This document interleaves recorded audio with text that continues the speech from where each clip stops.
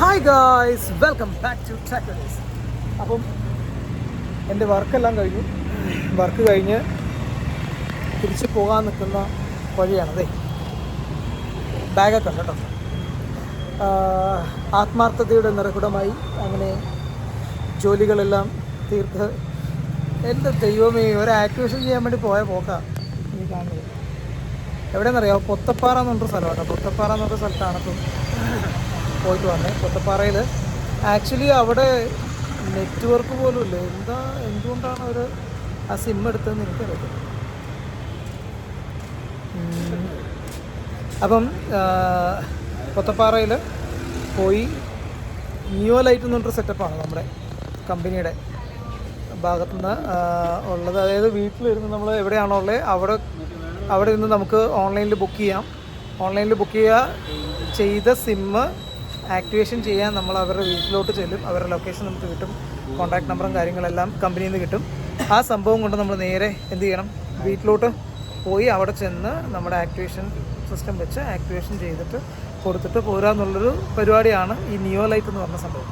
ആ നിയോ ലൈറ്റിലുള്ള ആക്ടിവേഷൻ ചെയ്തിട്ട് വന്ന് നിൽക്കുന്ന നിപ്പാണത്. രാവിലെ പോകേണ്ടതായിരുന്നു, അതിനൊരു ടൈമിംഗ് ഒക്കെ ഉണ്ട്. രാവിലെ പോകേണ്ടതായിരുന്നു, പോകാൻ പറ്റിയില്ല.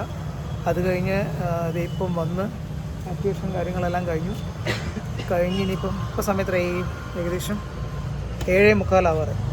ശരിയല്ലേ? അതെ, 7:45 ആവാറായി. 8 മണി ആവാറായി. ഇപ്പോഴാണ് പരിപാടി തീർന്നത്. എന്നിട്ട് വേണം ഇനിയിപ്പോൾ വീട്ടിലോട്ട് പോകാനായിട്ട്.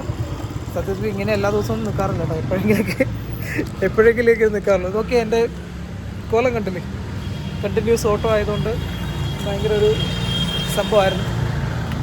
ഓ ഹായ്. അപ്പം ഞാനങ്ങനെ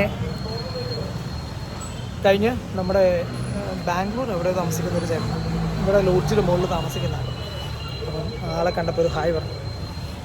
കഴിഞ്ഞു, ഇനി വീട്ടിലോട്ട് പോവാണ്. ചായ കുടിച്ചിട്ട് പോകാമെന്ന് വിചാരിച്ച് ഇങ്ങനെ നിന്നതാണ്. ഒരു ദിവസം എത്ര ചായ കുടിക്കുന്നത്? നിങ്ങൾ ഒരു ദിവസം എത്ര ചായ കുടിക്കും?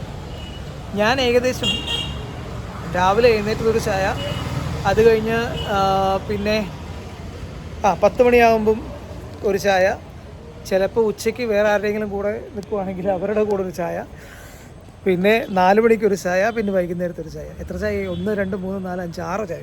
ഒരു ദിവസം 6 ചായയൊക്കെ കുടിക്കുന്നത്. വെറുതെ അല്ലേ ഈ വയറ് കുറയാത്ത. പിന്നെ ഈ കണ്ടിന്യൂസ് ഈ ബൈക്കിലല്ലേ യാത്ര. അപ്പം നമ്മുടെ ഒരു പ്രൊമോഷൻ ഷൂട്ട് 1-2 വരുന്നുണ്ട്, അടുത്ത ദിവസങ്ങളിൽ തന്നെ വരും. അപ്പോൾ അതിൻ്റെ വീഡിയോസും കാര്യങ്ങളൊക്കെ നമുക്ക് ഞാൻ ഇടാം. പിന്നെ വേറെ എന്നാ, ഒന്ന് നമ്മുടെ ഇവിടുത്തെ ടെക്സ്റ്റൈൽസിൻ്റെ ആണ്, പിന്നെ ഒരെണ്ണം നമ്മുടെ സൂപ്പർ മാർക്കറ്റിൻ്റെ വീഡിയോ വരുന്നുണ്ട്. അതിൻ്റെ പുറമേ ഒരു ഗീവ് അവേ, 1-2 ഗീവ് അവേസ് വരുന്നുണ്ട്. അപ്പം നമ്മുടെ ഇൻസ്റ്റഗ്രാം പേജും യൂട്യൂബും ഒന്ന് സബ്സ്ക്രൈബ് ചെയ്യുക, ഫോളോ ചെയ്യുക. അപ്പം ആ ഇൻസ്റ്റഗ്രാമിൻ്റെ പേജിൻ്റെ പേര്, പിന്നെ നമ്മുടെ എന്നാ പറയുന്നത്,